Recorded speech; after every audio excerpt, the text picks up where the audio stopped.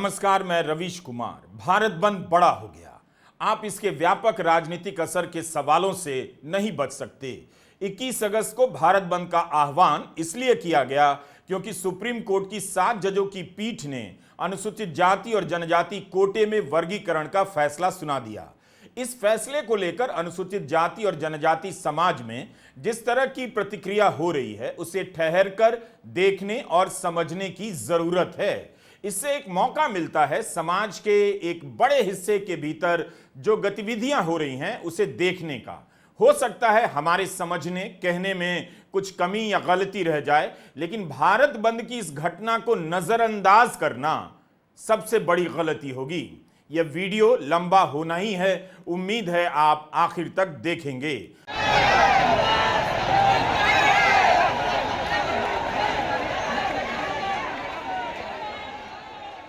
आगरा में भारत बंद का असर व्यापक दिखा। बड़ी संख्या में बहुजन समाज पार्टी के बैनर तले लोग सड़कों पर उतर आए और सुप्रीम कोर्ट के उपवर्गीकरण के आदेश का विरोध किया। इस फैसले को वापस कराने के लिए प्रशासन को ज्ञापन सौंपा गया। भारत बंद के तहत जगह जगह पर जिला मुख्यालय तक मार्च निकालना तय हुआ था और जिलाधिकारी को राष्ट्रपति के नाम ज्ञापन देना था। अप्रैल 2018 में सुप्रीम कोर्ट के ही फैसले के खिलाफ भारत बंद में काफी हिंसा हो गई थी। कई लोग मारे गए जिन्हें बहुजन संगठन शहीद कहते हैं। कई सारे मुकदमों के जाल में फंस गए। नेताओं के मुकदमे वापस ले लिए जाते हैं, लेकिन क्या इन मुकदमों को वापस नहीं लिया जा सकता था? इसकी मांग क्यों नहीं हो रही? इस कारण भारत बंद का समर्थन करने वाले तमाम संगठन बार बार जोर दे रहे हैं कि शांतिपूर्ण तरीके से भारत बंद किया जाएगा, संविधान का पालन होगा। भारत बंद के व्यापक होने का यही मतलब है कि सुप्रीम कोर्ट का यह फैसला समाज के निचले तबके तक पहुंच गया है और राजनीतिक जनमत का आकार लेने लगा है। उत्तर प्रदेश के कई शहरों में भारत बंद का ऐसा ही असर देखने को मिला। महाराष्ट्र, यूपी, बिहार, राजस्थान, मध्य प्रदेश और हरियाणा सहित कई राज्यों में भारत बंद का सफल आह्वान किया गया। महाराष्ट्र में प्रकाश आंबेडकर की पार्टी वंचित बहुजन अघाड़ी ने भी इसका समर्थन किया है। सुप्रीम कोर्ट के फैसले का विरोध इतना बड़ा है कि उसका दबाव सभी दलों पर देखा जा रहा है। जो दल चुप हैं उन पर भी, और जो इस दबाव के कारण देर से बोल रहे हैं उन पर भी।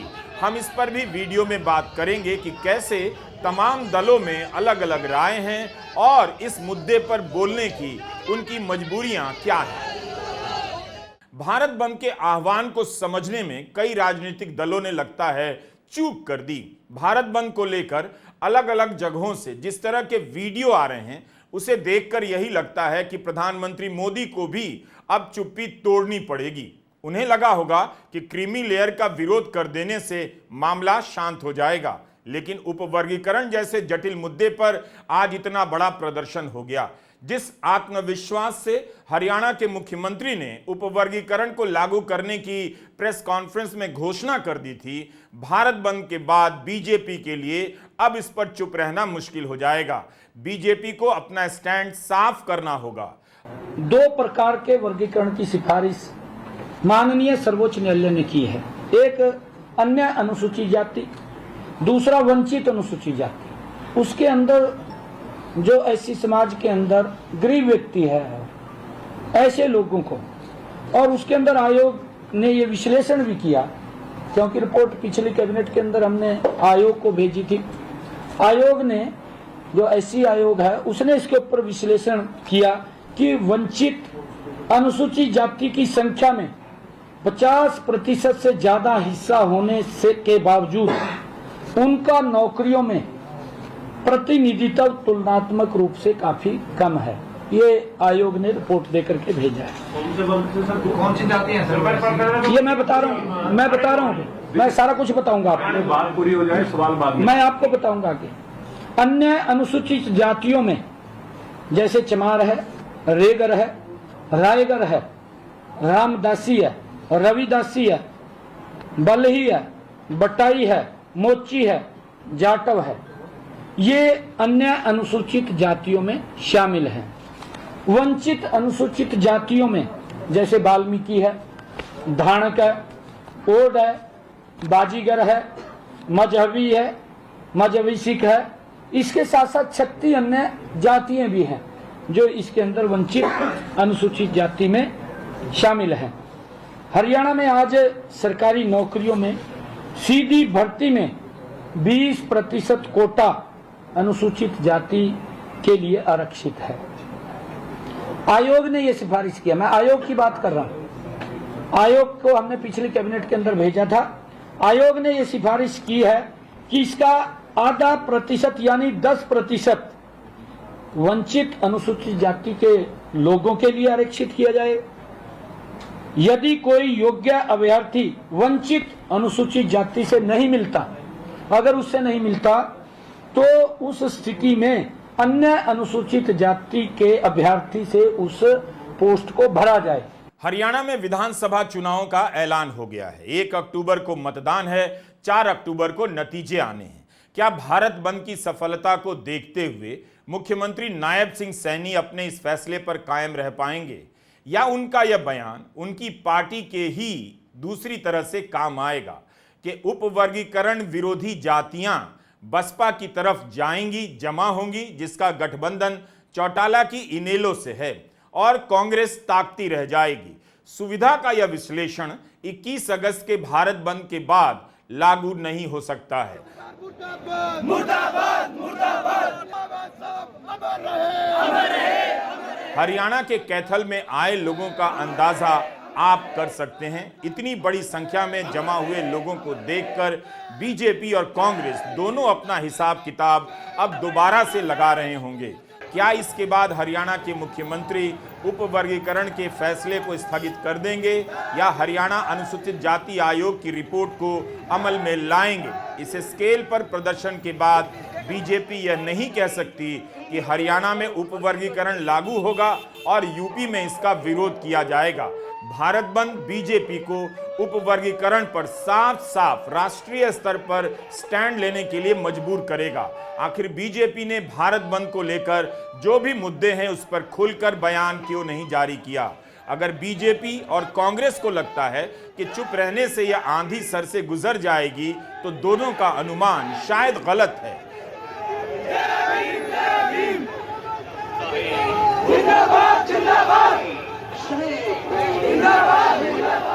हम वर्गीकरण के खिलाफ हैं, क्रीमी लेयर के खिलाफ हैं, बाहर करने के खिलाफ हैं हम। और एक ये सरकार की सोची समझी चाल है, ये एक इनका ढकोसला है कि ये एससी हमारा आरक्षण है, जो हमारा जन्म सिद्ध अधिकार है, उससे हमें बाहर करने का एक तरीका अपनाया इन्होंने। समाज में किसी भी प्रकार से ऐसी समाज में बंटवारा नहीं चाहते, हम सब एक हैं और उसे एकता को बनाए हुए आप देख रहे हैं ये प्रदर्शन होगा, और हम वादे कर देंगे सरकार को इस पे भी पुनः विचार किया जाए और इस फैसले को लागू न किया जाए। सुप्रीम कोर्ट ने जो SC/ST वर्ग में SC/ST में वर्गीकरण की बात किया, हम उसके विरोध में 21 अगस्त को आज समस्त SC समाज और ST समाज पूरे भारतवर्ष में इसका सुप्रीम कोर्ट का और भारत सरकार का विरोध कर रहा है।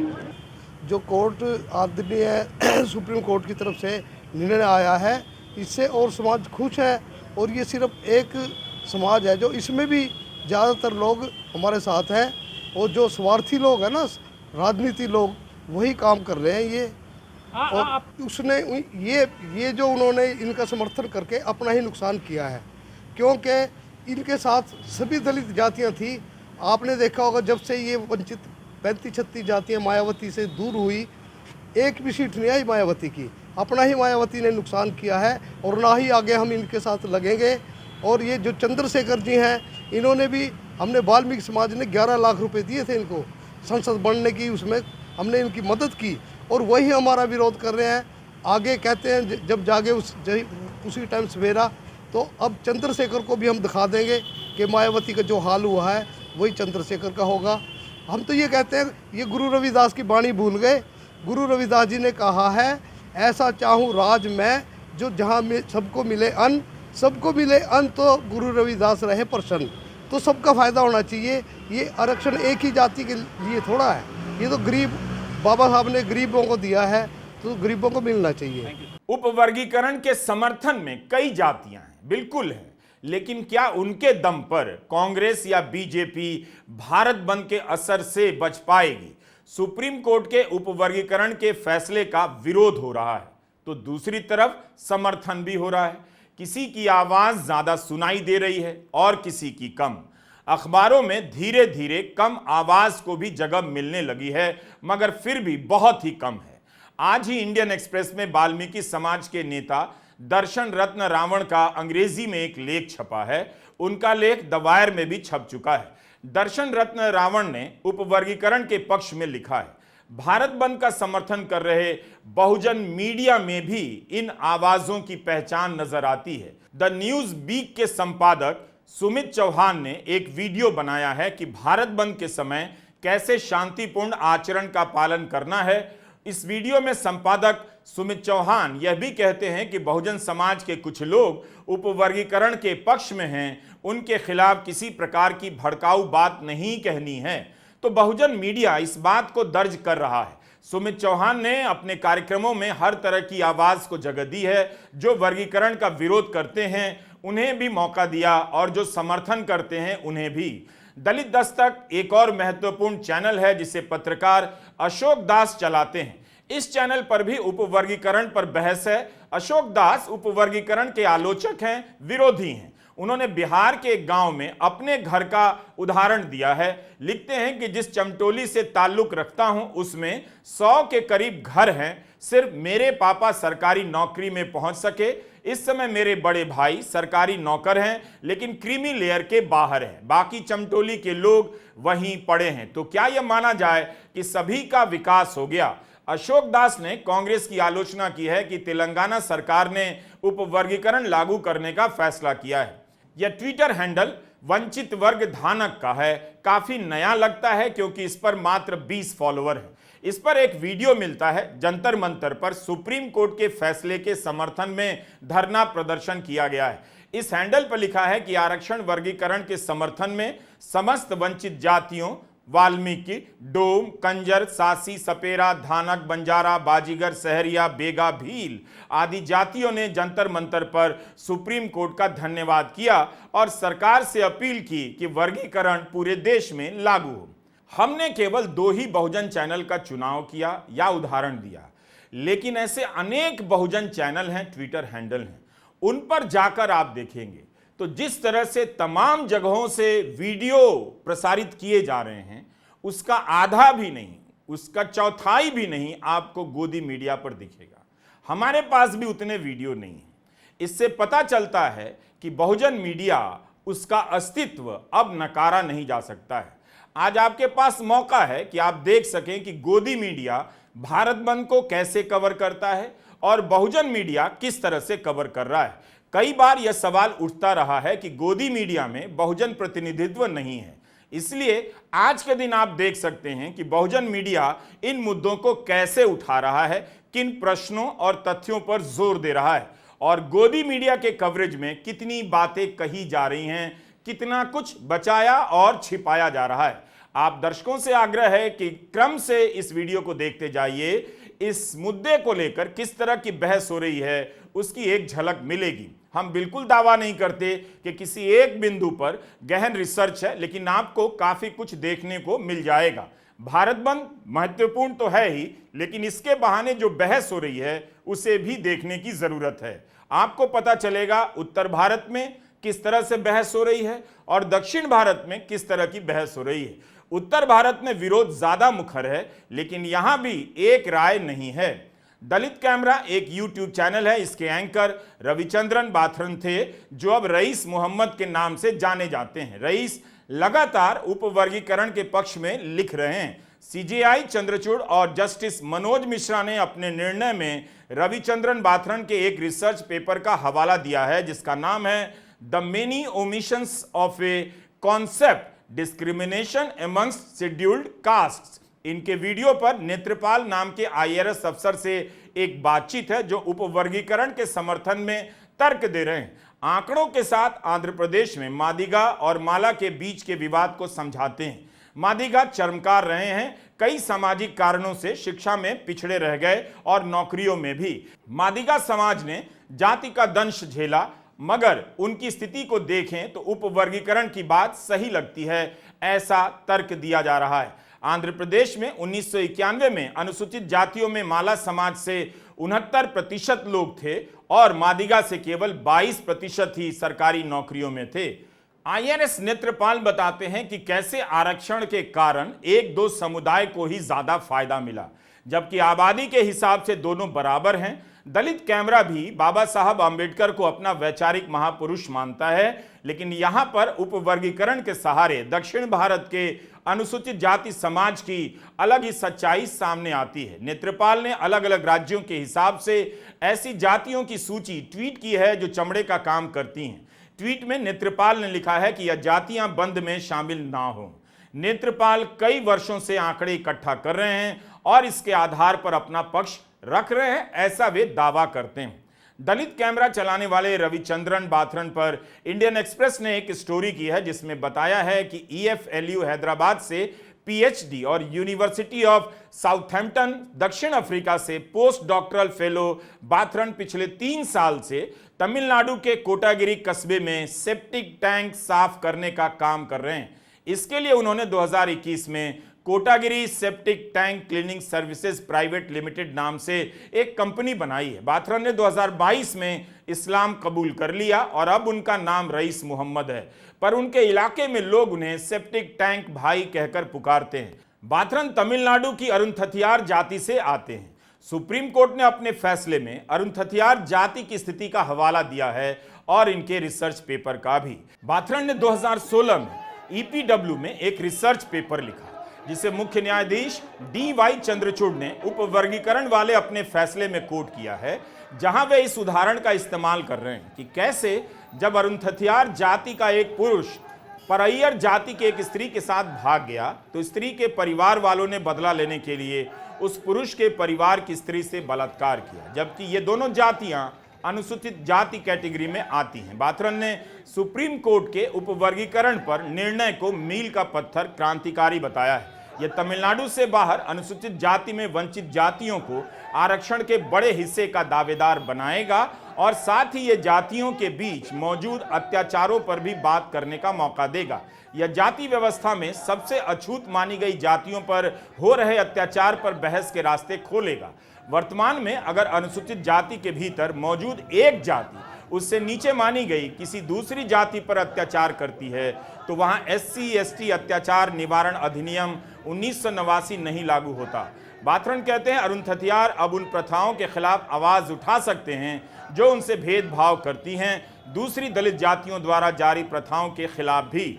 यह फैसला इस बात को मान्यता देता है कि दलितों के भीतर भी एक जाति का दूसरी जाति पर अत्याचार आम है, ऐसा इंडियन एक्सप्रेस में लिखा है। उपवर्गीकरण का विरोध करने वाले इस दलील से सहमत नहीं हैं। उनका कहना है कि अनुसूचित जाति समाज के भीतर कई सारी जातियां हैं, मगर सबने, चाहे वो सबसे गरीब हैं या आज IAS IPS हैं, आज भी और पिछले अतीत में भी जातिगत भेदभाव का सामना किया है। अमीर हो जाने से या IAS बन जाने से जातिगत भेदभाव से उन्हें मुक्ति नहीं मिलती। इसलिए आरक्षण का आधार जातिगत भेदभाव है, सामाजिक अन्याय है, इसलिए आरक्षण को सामाजिक न्याय कहा गया है। उपवर्गीकरण के विरोधी भी डॉक्टर भीमराव अंबेडकर का हवाला दे रहे हैं और समर्थक भी दे रहे हैं। इसलिए भी कई राजनीतिक दलों के लिए मुखरता के साथ भारत बंद में उतरना आसान नहीं है। उपवर्गीकरण पर बोल देना, उसका विरोध कर देना और उसके लिए आंदोलन कर देना आसान नहीं है। किसी को अंदाजा नहीं होगा कि 21 अगस्त का भारत बंद इतना बड़ा हो सकता है।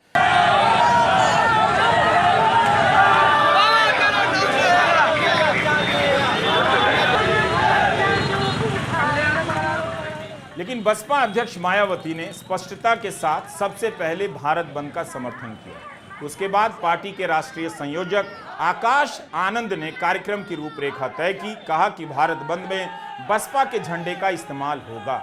मायावती के समर्थन का एक असर यह भी हुआ है कि बहुत से बहुजन कार्यकर्ता या समर्थक या विचारधारा के लोग फिर से मायावती को लेकर उत्साहित हो गए। वे ट्विटर पर लिख रहे हैं कि मायावती के प्रति पहले की नाराजगी पीछे चली गई है। मायावती ही बहुजन हितों की असली और एकमात्र हितैषी है। एक राय यह भी बन सकती है कि इसके बहाने मायावती अपने कोर सामाजिक आधार में फिर से वापसी करती लग रही हैं। लेकिन क्या उन्हें उन जातियों का भी समर्थन मिल रहा है जो उपवर्गीकरण की समर्थक हैं और इस पर बहस की मांग करती हैं, इसके लागू करने की मांग करती हैं? मायावती का कहना है कि प्रधानमंत्री मोदी गुमराह कर रहे हैं कि सुप्रीम कोर्ट का फैसला लागू नहीं होने देंगे।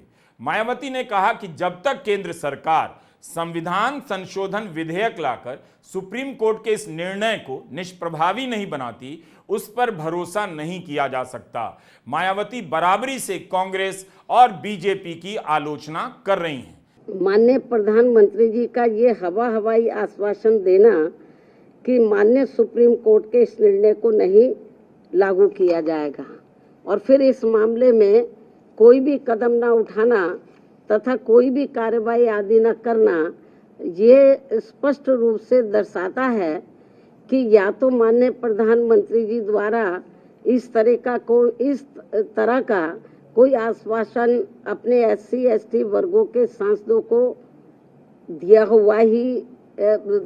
को दिया ही नहीं गया है, या फिर ऐसा आश्वासन केवल इन वर्गों के लोगों को भ्रमित व गुमराह करने के लिए ही दिया गया है। मायावती की प्रेस कॉन्फ्रेंस को सुन रहा था। वे कहती हैं कि सुप्रीम कोर्ट का निर्णय ऐसा इसलिए आया है क्योंकि केंद्र सरकार ने उपवर्गीकरण के पक्ष में जोरदार तरीके से पैरवी की है, विरोध नहीं किया। उनकी बात सही है, केंद्र की तरफ से उपवर्गीकरण के पक्ष में पैरवी इसलिए की गई क्योंकि तेलंगाना विधानसभा चुनाव के समय प्रधानमंत्री नरेंद्र मोदी ने इसका वादा किया। मादिगा समाज के नेता मंदा कृष्णा मादिगा को मंच पर अपना नेता माना, बड़ा भाई कहा और कहा कि उनकी सरकार पूरी मजबूती से कोर्ट में लड़ेगी और कैबिनेट के स्तर पर भी मादिगा समाज को हक दिलाएगी। मेरे परिवारजनों, मैं आज बहुत भावुक हूं। आप कल्पना करिए, कृष्णा ने 30 साल अपनी जवानी पूरी खपा दी। इतना बड़ा आंदोलन अविरत रूप से चलाया। कृष्णा मेरा छोटा भाई है। आज से इस आंदोलन में कृष्णा मेरा नेता है। मैं उसका असिस्टेंट हूं और मैं आपके लिए पूरे दायित्व के साथ इस न्याय की लड़ाई में साथ रहूंगा। आप सभी यहां आए, हमें आशीर्वाद दिया, इसके लिए आप सबका फिर एक बार धन्यवाद करता हूं। और इस आंदोलन में मेरे नेता कृष्णा है, मैं कृष्णा का साथी हूं और मैं कृष्णा के नेतृत्व में आपके साथ खड़ा हूं। हमने अपने वीडियो में प्रधानमंत्री मोदी का यह बयान पहले भी दिखाया है कि उपवर्गीकरण को लेकर बीजेपी कितनी प्रतिबद्ध है और यही मुश्किल भी है कि बीजेपी इस वक्त साफ साफ उपवर्गीकरण के विरोध में नहीं बोल सकती क्योंकि आंध्र प्रदेश के समर्थन से उसकी सरकार चल रही है, अस्थिर हो सकती है। आंध्र प्रदेश में माला और मदिगा समुदाय के बीच उपवर्गीकरण की राजनीतिक लड़ाई काफी परिपक्व अवस्था में है। तेलंगाना में भी आप नहीं कह सकते कि मदिगा समुदाय को किसी ने बरगला दिया है या उन्हें सामाजिक न्याय की समझ नहीं है, इसलिए उपवर्गीकरण का समर्थन वहां किया जा रहा है। तेलंगाना में कांग्रेस सरकार ने उपवर्गीकरण का समर्थन किया है और लागू करने की घोषणा पहले ही कर दी है। राजस्थान में अधिकांश जिलों में कलेक्टर की ओर से स्कूल, कॉलेज, कोचिंग में अवकाश घोषित कर दिया गया। भारत बंद को देखते हुए भरतपुर और करौली संभाग में इंटरनेट बंद रखने के आदेश दिए गए। हनुमान बेनीवाल और उनकी राष्ट्रीय लोकतांत्रिक पार्टी ने 21 अगस्त के भारत बंद का समर्थन कर दिया। कांग्रेस विधायक और राजस्थान आदिवासी मीणा सेवा संघ के अध्यक्ष रामकेश मीणा ने इसे आरक्षित वर्ग की स्वाभाविक प्रतिक्रिया बताते हुए शांतिपूर्ण भारत बंद में सहयोग कर सफल बनाने का आह्वान किया है। भाजपा नेता किरोड़ी लाल मीणा ने भारत बंद को बेतुका बताते हुए कहा, बंद कराने वाले राजनीतिक रोटियां सेकना चाहते हैं। सुप्रीम कोर्ट ने जो विवेचना की है, क्रीमी लेयर को लेकर जो फैसला दिया है, उसका सम्मान होना चाहिए। किरोड़ी लाल मीणा ने कहा है वे इस फैसले का समर्थन करते हैं। सोशल मीडिया पर चंद्रशेखर रावण और अखिलेश यादव को खलनायक की तरफ पेश किया जा रहा है, लेकिन नायडू और प्रधानमंत्री के बयान गायब हैं। नायडू किसी के निशाने पर नहीं है। उन्हें नाराज कर केंद्र सरकार क्या उपवर्गीकरण के खिलाफ सुप्रीम कोर्ट में समीक्षा याचिका दायर करेगी? शायद नहीं कर पाएगी। उपवर्गीकरण के कारण आजाद समाज पार्टी के अध्यक्ष चंद्रशेखर रावण को निशाना बनाया जाने लगा।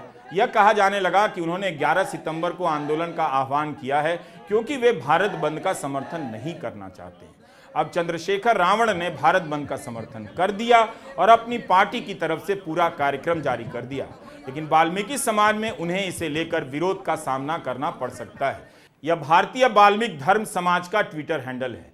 इसमें चंद्रशेखर जाटव का विरोध किया गया है। चुनाव लड़ने के लिए वाल्मीकि समाज से 11 लाख का चंदा हड़प लिया गया और अब सांसद बनने के बाद वाल्मीकि समाज के अलग से आरक्षण का विरोध कर रहे हैं, ऐसा इस ट्विटर में लिखा है। कुछ शब्दों को हमने जानबूझकर नहीं पढ़ा क्योंकि मैं उन शब्दों से इत्तेफाक नहीं रखता।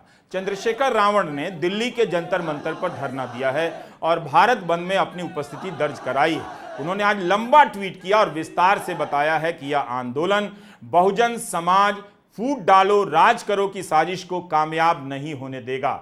एक तरफ SC/ST में क्रीमी लेयर खोजते हो, दूसरी तरफ हाई कोर्ट से लेकर सुप्रीम कोर्ट तक में हमारे जजों को गायब कर देते हो। NFS नॉट फाउंड सुटेबल बताकर आरक्षित वर्ग की सीटें खाली छोड़ देते हो, एकल पद बताकर आरक्षण खत्म कर देते हो और अब हमें आपस में ही लड़ाने की साजिश भी करते हो।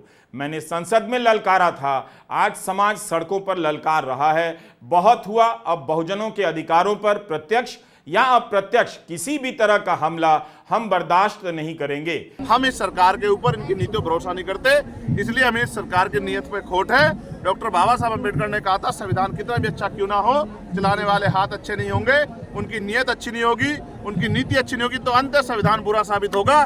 इसलिए आज हम ये नीला झंडा लेके यहाँ बैठे हैं कि हम किसी भी कीमत पे सरकार के हथकंडों को, सरकार की बुरी मंशा को, सरकार के षड्यंत्रों को कामयाब नहीं होने देंगे। एक और बात, अगर सरकार कहती है कि बंटवारे की बात, वो कुछ देने की बात कर रहे हैं, तो मैं आपको विश्वास दिलाता हूं, मैं चंद्रशेखर आजाद, बाबा साहब अम्बेडकर, मान्यवर काशीराम साहब, मान्यवर दीना भाना वाल्मीकि जी के मिशन का सिपाही, मैं आपको विश्वास दिला कहता हूं, ये हमारे भाइयों की बात है। हम अपने भाइयों से इस आंदोलन के बाद टेबल टॉक करेंगे, उनकी समस्या को सुनेंगे, अपनी बात भी रखेंगे और मिलकर अपनी समस्या का हल निकालेंगे। हम बंदर बाट नहीं होने देंगे। हम सरकार को अपने अधिकारों पे राजनीतिक रूप से फायदा लेने के लिए अपने लोगों को लड़ने नहीं देंगे। हम अपने भाईचारा बना के रखेंगे। और फिर मैं कह रहा हूं, मैंने 1.5 साल पहले ये मांग उठाई थी कि जो जिन जातियों को अवसर नहीं मिले, जब 10% आर्थिक आधार पर आरक्षण आप सामान्य जाति के बच्चों को दे सकते हैं, सामान्य जातियों को दे सकते हैं, तो 10% आरक्षण आप अति पिछड़ी और अति दलित जातियों को क्यों नहीं दे सकते? सरकार ये बताए। जो भी है, चंद्रशेखर रावण भारत बंद में खुलकर शामिल हैं और उन्होंने अपना मत साफ कर दिया है, लेकिन कई दलित नेताओं और पिछड़े नेताओं को इस दुविधा में लंबे समय तक रहना पड़ा है और आज भी हैं। कुछ ने बयान जारी कर समर्थन की औपचारिकता पूरी कर दी, तो चंद्रशेखर रावण ने अपनी पूरी पार्टी को ही सड़क पर उतार दिया। क्या मायावती भारत बंद का खुलकर समर्थन करने के लिए चंद्रशेखर रावण का आभार व्यक्त करेंगी या कभी चंद्रशेखर रावण के कार्यक्रम को सपोर्ट करेंगी? भारत बंद की ताकत का असर ही है कि महाराष्ट्र में कांग्रेस के उत्तर नागपुर से विधायक नितिन राउत ने भारत बंद का समर्थन किया। कांग्रेस ने भले ही भारत बंद का राष्ट्रीय स्तर पर समर्थन ना किया हो, लेकिन राज्यों में नेता अलग अलग स्टैंड ले रहे हैं। नितिन राउत का यह वीडियो क्या काफी होगा कि कांग्रेस उपवर्गीकरण का विरोध कर रही है? द हिंदू की रिपोर्ट है कि झारखंड में राष्ट्रीय जनता दल, कांग्रेस और झारखंड मुक्ति मोर्चा ने भारत बंद का समर्थन किया है। तेजस्वी यादव भी उपवर्गीकरण के खिलाफ हैं। उन्होंने फैसले के तुरंत बाद ही अपनी राय स्पष्ट कर दी थी। उन्होंने सवाल भी किया कि केंद्र सरकार क्रीमी लेयर पर कोर्ट की टिप्पणी के खिलाफ अध्यादेश क्यों नहीं ला रही है। लेकिन दोनों की मुश्किल है, तेजस्वी और अखिलेश यादव की, कि क्या मायावती के बुलाए भारत बंद को समर्थन दे सकते थे। ठीक उसी तरह से क्या अगर भारत बंद का आह्वान अखिलेश यादव और तेजस्वी यादव ने किया होता तो क्या मायावती समर्थन करती? इसके बाद भी अखिलेश यादव ने बिना भारत बंद का नाम लिए ट्वीट किया है और इसे जन आंदोलन कहा है। लिखते हैं, आरक्षण की रक्षा के लिए जन आंदोलन एक सकारात्मक प्रयास है। ये शोषित वंचित के बीच चेतना का नया संचार करेगा और आरक्षण से किसी भी प्रकार की छेड़छाड़ के खिलाफ जनशक्ति का एक कवच साबित होगा। शांतिपूर्ण आंदोलन लोकतांत्रिक अधिकार होता है। बाबा साहब भीमराव अंबेडकर जी ने पहले ही आगाह किया था, संविधान तभी कारगर साबित होगा जब उसको लागू करने वालों की मंशा सही होगी। सत्तासीन सरकारें ही जब धोखाधड़ी, घपलों, घोटालों से संविधान और संविधान द्वारा दिए गए अधिकारों के साथ खिलवाड़ करेंगी तो जनता को सड़कों पर उतरना ही होगा। जन आंदोलन बेलगाम सरकार पर लगाम लगाते हैं। लेकिन अखिलेश यादव ने अपने ट्वीट में भारत बंद शब्द का इस्तेमाल नहीं किया। इसका मतलब यह नहीं कि समाजवादी पार्टी ने भारत बंद में हिस्सा नहीं लिया है। समाजवादी पार्टी के ट्विटर हैंडल पर यूपी के कई शहरों से प्रदर्शन की तस्वीरें हैं। प्रयागराज, मुरादाबाद, बलरामपुर, जालौन, संभल, लखीमपुर, संत कबीर नगर, वाराणसी, देवरिया, आगरा और मुजफ्फरनगर में समाजवादी पार्टी के कार्यकर्ताओं और नेताओं ने उपवर्गीकरण के खिलाफ प्रदर्शन किया है। हर ट्वीट में करीब करीब एक ही बात है कि सुप्रीम कोर्ट के आदेश के खिलाफ प्रदर्शन हुआ है।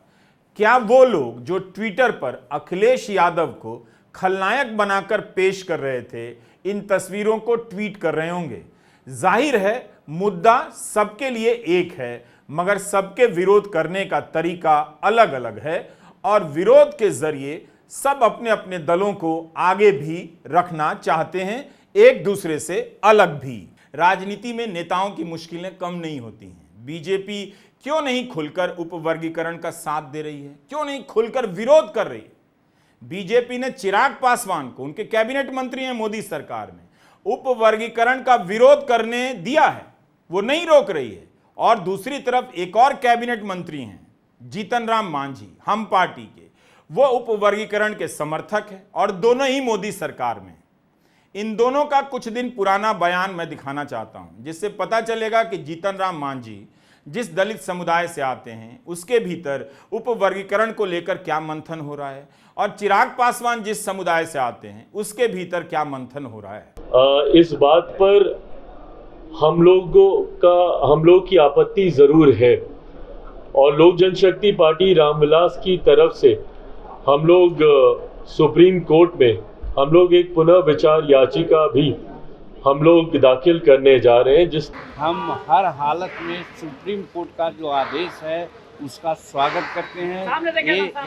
ये जो जजमेंट आया है ये 10 साल पहले आना चाहिए था।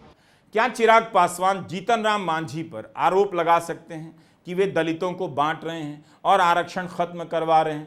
अगर ऐसा है तो चिराग पासवान उस गठबंधन में क्या कर रहे हैं जहां उपवर्गीकरण के समर्थक जीतन राम मांझी अकेले नहीं हैं, चंद्राबाबू नायडू हैं और नीतीश कुमार भी हैं। जिस दिन उपवर्गीकरण के विरोध में भारत बंद का आह्वान हो रहा है, भारत बंद किया जा रहा है, जनता दल यूनाइटेड के वरिष्ठ नेता केसी त्यागी अमर उजाला में वर्गीकरण के पक्ष में लेख लिखते हैं। आज के ही यानी 21 अगस्त के अमर उजाला में केसी त्यागी का लेख है, जो जनता दल यूनाइटेड के महासचिव हैं। आरक्षण का वर्गीकरण समय की मांग है, लिखते हैं। इस शीर्षक से छपे इस लेख में केसी त्यागी ने कहा है कि सुप्रीम कोर्ट ने जाति पदानुक्रम के सबसे निचले पायदान पर स्थित सबसे कम सुविधा प्राप्त समुदायों की चिंताओं को सामने लाकर न्याय की खोज को और गहरा कर दिया है। आरक्षण वर्गीकरण के विरोध में कई तरह के भ्रामक तर्कों से वर्गीकरण की बहस को भटकाया जा रहा है। न्यायमूर्ति BR गवई ने कहा है, लाभार्थी समूहों के भीतर असमानताओं की जमीनी हकीकत इतनी स्पष्ट है कि इसे नजरअंदाज नहीं किया जा सकता।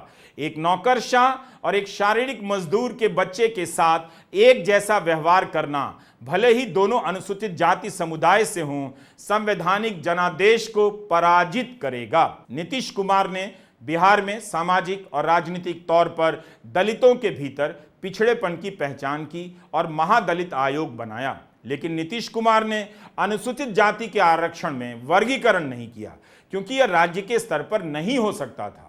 अब जब सुप्रीम कोर्ट ने आदेश दे दिया है तो क्या नीतीश कुमार उपवर्गीकरण करेंगे, इसका जवाब हमारे पास नहीं है। केसी त्यागी अगले लेख में इस पर लिख सकते हैं। क्या नीतीश कुमार अब उपवर्गीकरण करेंगे, यह सवाल उनसे पूछा जाना चाहिए। बिहार में भारत बंद के दौरान कई जगहों पर ट्रेनें रोकी गईं। दरभंगा में संपर्क क्रांति एक्सप्रेस को प्रदर्शनकारियों ने कुछ समय के लिए रोका। मधुबनी, सहरसा और आरा में भी ट्रेनें रोकी गईं। हाजीपुर में ट्रकों को रोका गया। रोहतास, हाजीपुर में जमकर नारेबाजी हुई है, प्रदर्शन हुआ है और रास्ते बंद किए गए। मोतिहारी और हाजीपुर में नेशनल हाईवे जाम कर दिया गया। ट्रकों की आवाजाही रोकी गई। कैमूर में बसपा के कार्यकर्ताओं ने रास्ता जाम कर दिया। वहीं औरंगाबाद में दुकानें बंद कराने को लेकर मारपीट की घटनाएं भी सामने आई। पटना में भी सुप्रीम कोर्ट के आदेश के खिलाफ बहुत बड़ा प्रदर्शन हुआ है, मगर लाठीचार्ज के कारण यहां कुछ अफरा तफरी देखी गई।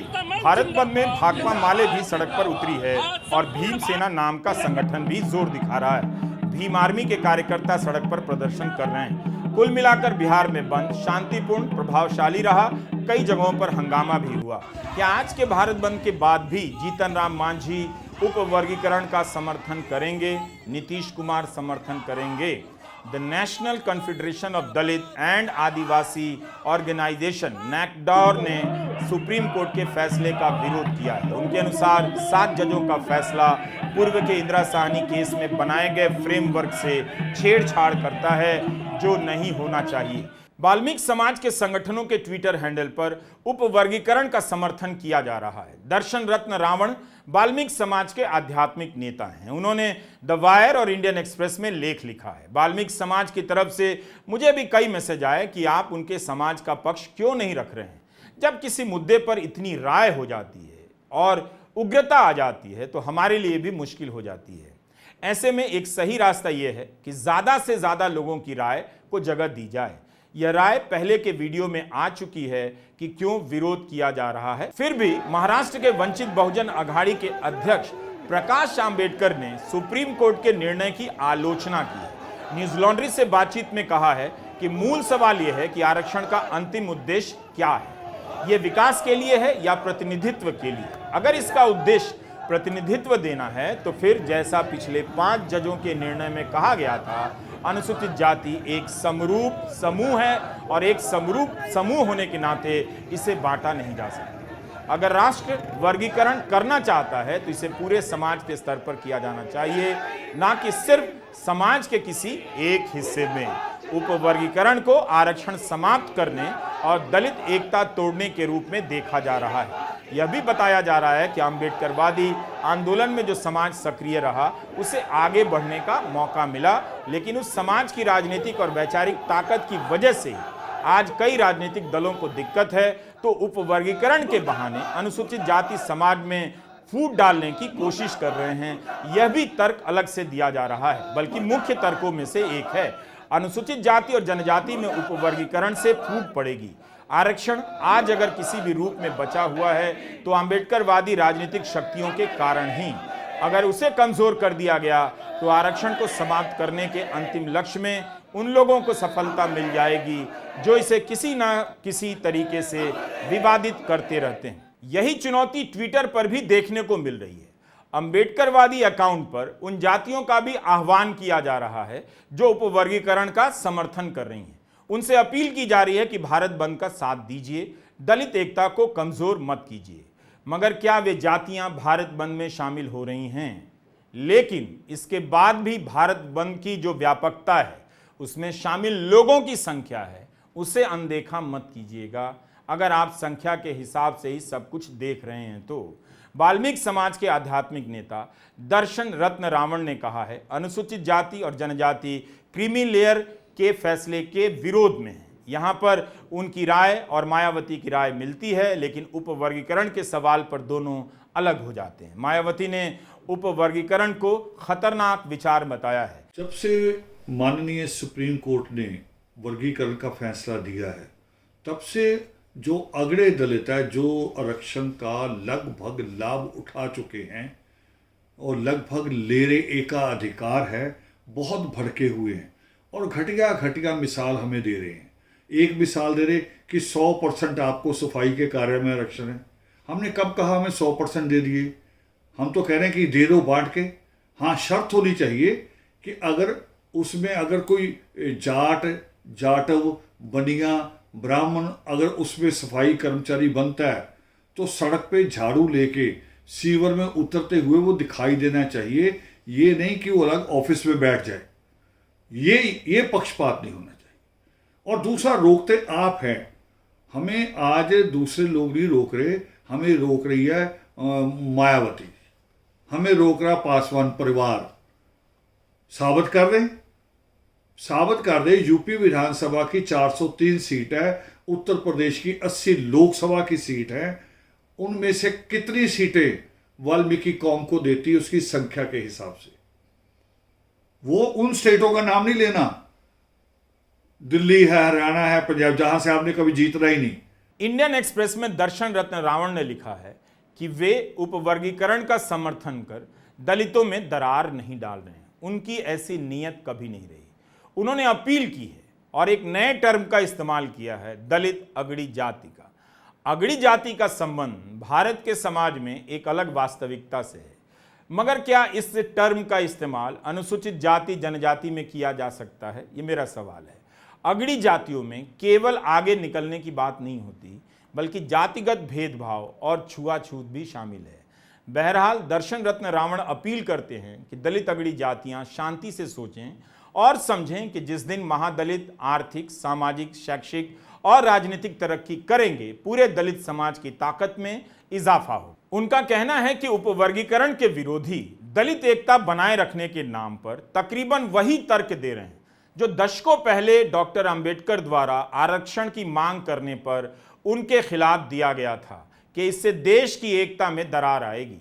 जबकि ऐसे कई उदाहरण हैं जो आरक्षण का सारा लाभ उठाते हुए दलित समाज में जो सबसे पिछड़े हैं उन्हें हमेशा के लिए पृष्ठभूमि में ही रखना चाहते हैं। आप भी एक्सप्रेस में छपे इस लेख को पढ़िए। दर्शन रत्न अनुसूचित जाति समाज में मौजूद राजनीतिक खाई का उल्लेख करते हुए सवाल कर रहे हैं, उत्तर प्रदेश में विधानसभा के चुनाव में मायावती वाल्मीकि समाज से कितने लोगों को टिकट देती हैं? उत्तर प्रदेश में उनके मुख्यमंत्री रहते कई जगहों के नाम दलित नायकों के नाम पर रखे गए, लेकिन क्या वहां वाल्मीकि समाज को प्रतिनिधित्व मिला? हरियाणा में गोहाना और मिर्चपुर की घटनाओं का उल्लेख है और पूछते हैं कि दलित उत्पीड़न की घटनाएं होने के बावजूद मायावती वहां क्यों नहीं गईं? राजनीतिक तौर पर देखिए तो उपवर्गीकरण की प्रक्रिया बहुत पहले शुरू हो गई। एक समय बसपा और सपा के बैनर तले कई जातियां थीं, उसके पहले कांग्रेस के नीचे बहुत सारी जातियां थीं। आज उन्हीं से निकल कर कई सारे छोटे दल बन गए हैं। जिन जातियों को वर्चस्ववादी कहा जाता है उनके भी अलग अलग दल हैं। क्या उपवर्गीकरण का विरोध करने वाली तमाम जातियां एक राजनीतिक दल के बैनर के तले लौट आएंगी, लौट सकती हैं? क्या वे ऐसा चाहेंगी? दलितों और पिछड़ों की व्यापक एकता राजनीतिक स्तर पर भी बिखरी हुई है। इन्हें एक वर्ग के रूप में देखना सही नहीं होगा। वर्चस्व वाली जातियों का एक हिस्सा भी कई दलों में बिखरा हुआ है। तो राजनीति में उपवर्गीकरण बहुत पहले से मान्य है।